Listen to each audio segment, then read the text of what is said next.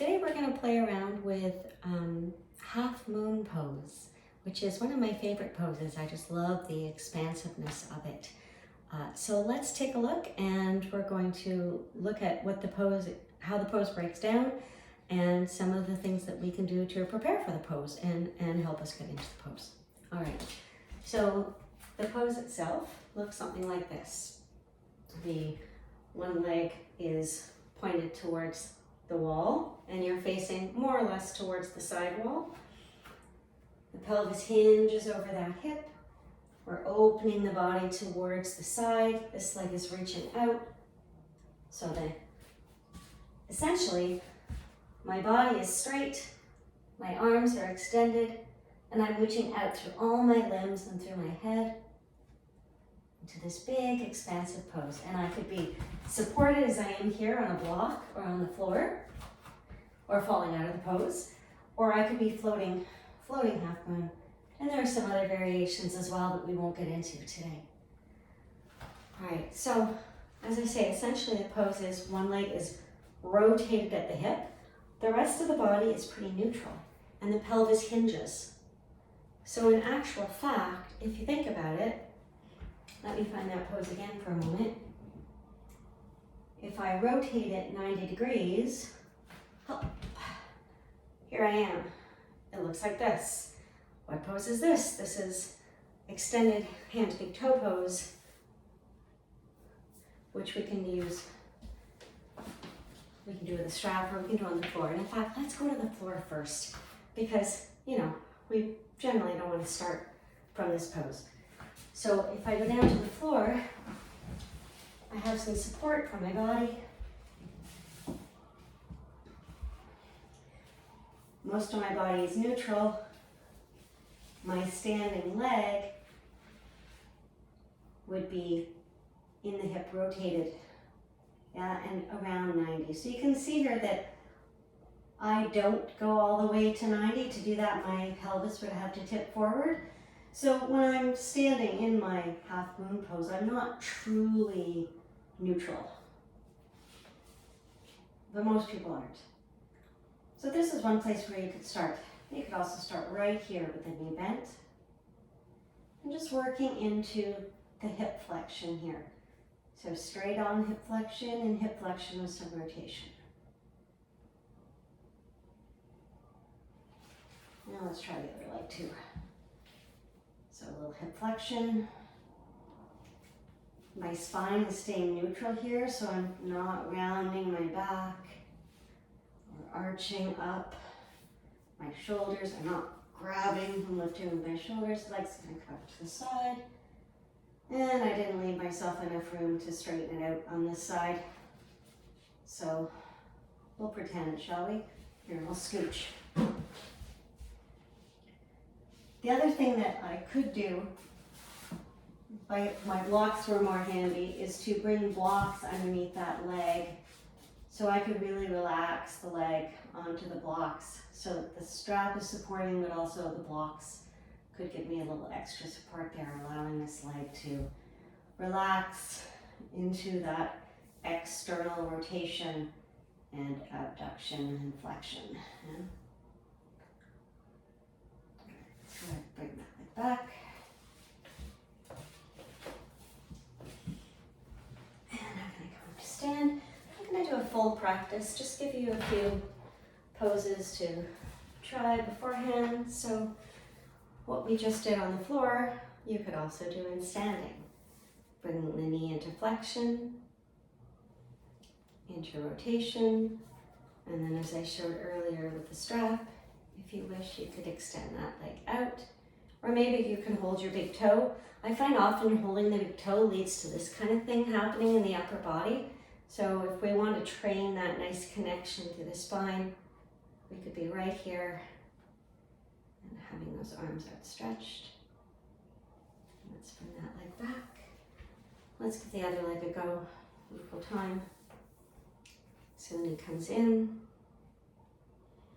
And again, as I bring that knee up, I'm trying to keep it right in the hip, just the leg in the hip, not rounding under or arching forward, keeping the spine nice and neutral.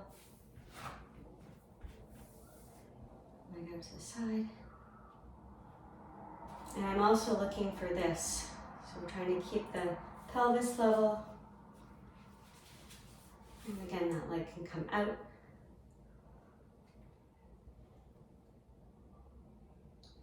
And here we are in that kind of half moon shape. Okay, a couple of other things we can do to work rotation. We can come into a goddess pose. So rotating the leg bones externally here and having a sit. Then you can move in and out of this if you wish. You can just pause and hold it and just breathe here. Now here both legs are in external rotation. In the actual half moon pose, only one is externally rotated. The other one is in neutral. So let's play a little bit with that. If we start in a wide-legged stance and we rotate this leg out, and now this leg is externally rotated, this one is more or less neutral. And I can lunge into my warrior two pose. And reach out through the fingers, reach out with that back straight leg. So this leg is rotated like it is in half moon, but it's bent. And my hip here is abducted. So I'm not in that straight line with my body, but hey, I could be more in a side angle pose, right? Moving again towards that half moon shape. Let's come back up. Let's go ahead and take the other side straight away. So rotate that leg bone. Coming into that lunge. Arms can come out. So we're keeping connection between pelvis and ribs, but the leg bone in the pelvis is coming out at the side. And then as we come into this side angle, we still keep the connection here, but the leg now is more neutral. Well, more neutral. It does. You're going to still feel that abduction. Now let's take the arms to a more half moon shape. And then let's come back up. And let's bring the feet back. So we were moving more the leg, like the pelvis was staying level and the leg was moving in the hip joint. If this is my leg and this is my pelvis, yeah? But in half moon, our pelvis really moves over the stationary leg. So we can practice that with our forward folds. So pelvis moving over the leg bones. So you can play around with that. And again, the spine is staying neutral. So hopefully I'm not leading with my chest or my chin, but really thinking about that pelvis. Sometimes I like to bring my hands here to really focus on that movement of the pelvis.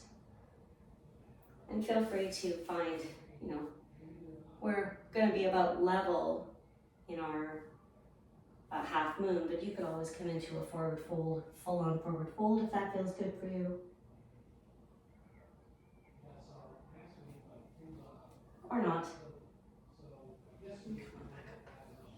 So that was the pelvis rotating on the leg bones front and back. Of course, in half moon, we're rotating more side to side.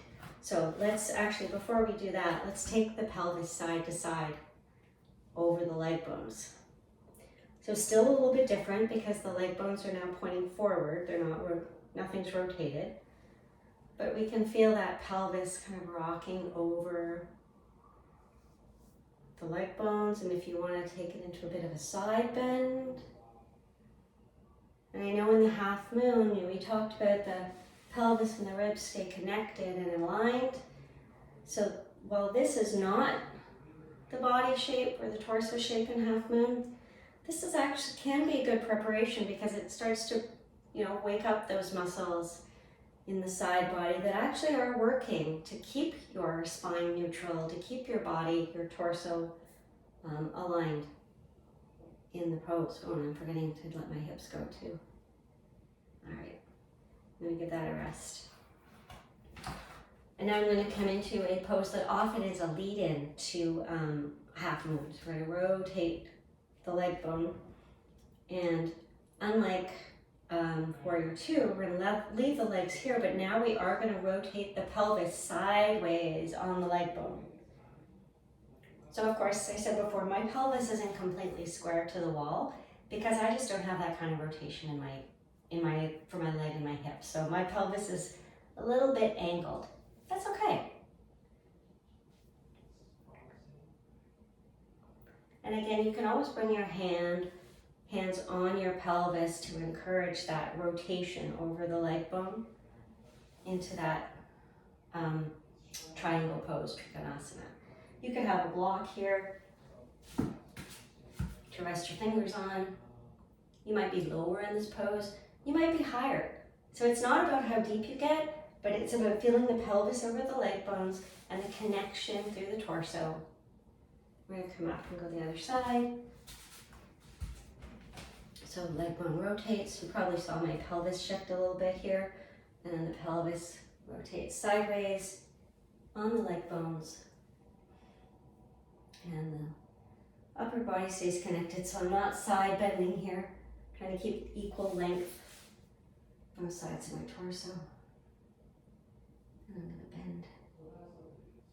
And I think actually from here, I'm gonna come into the pose. So often what we see to come into the pose, there's lots of ways to come into this pose. A really common way is to come into it from triangle, bending the front knee. So we're in kind of a half triangle, half side angle pose. And then bringing the weight onto the supporting leg, reaching out to the back leg so it starts to come off the ground. And for some people, this is it. This is great. For some people, this is a great start.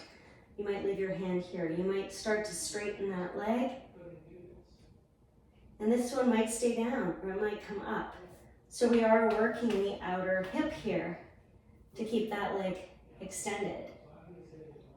And what I'm not doing is crushing the block. I'm trying to keep a light grip on that block. So if I wanted to, I could float my moon, my half moon. Some people like to flex the back foot, the foot that's in the air. I like to just press out through that foot, whether it's pointed flex or kind of in between. I'm gonna come back down.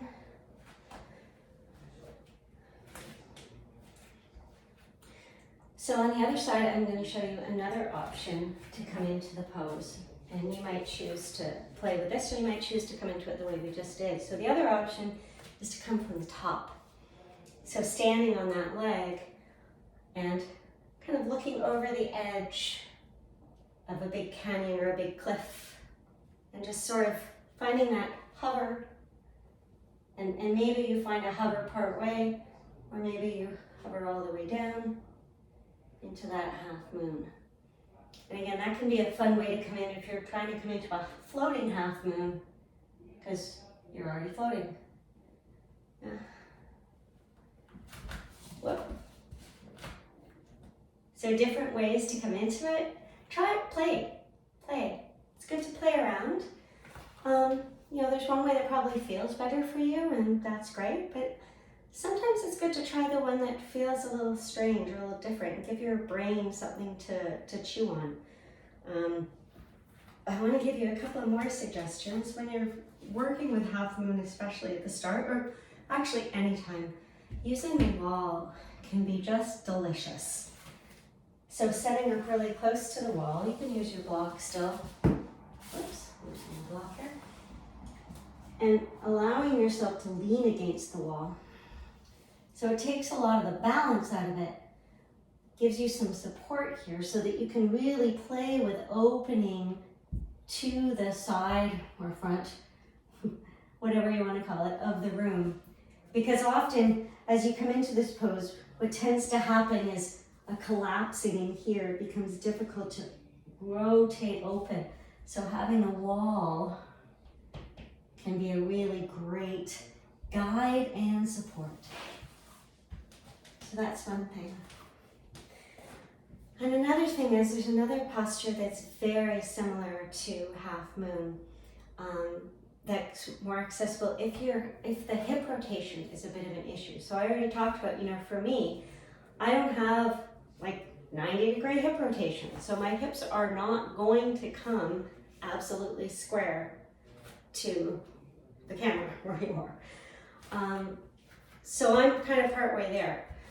But that might not feel comfortable. So here's another alternative, which is 5-pointed star. Very similar. Supporting leg though, both legs are facing ahead.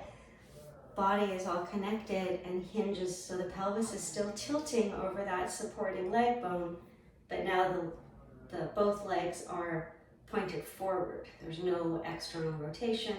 And again, we're shining out through 5 points. 2 legs, 2 arms, and a head. Yeah. And although I tilted a fair bit there, I mean, your 5-pointed star could be here. You could have a toe on the ground, right? That feeling of expansiveness, you don't have to lift your foot off the ground to get it. Remember to breathe. And that's Half Moon. I hope you enjoy it. I hope you have fun playing around and experiencing that openness and expansiveness that makes it one of my favorite poses. Thanks for watching.